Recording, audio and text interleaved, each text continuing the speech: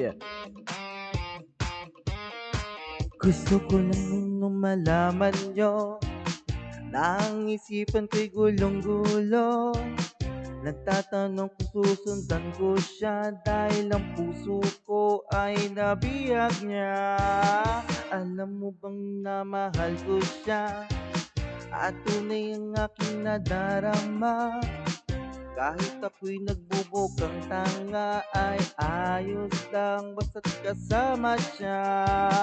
Kahit sabihin pa ng iba, nababaliw na ko ng talaga. Kahit merong ibang nagchat-chat-chat, nagurumba, nagsasalsa.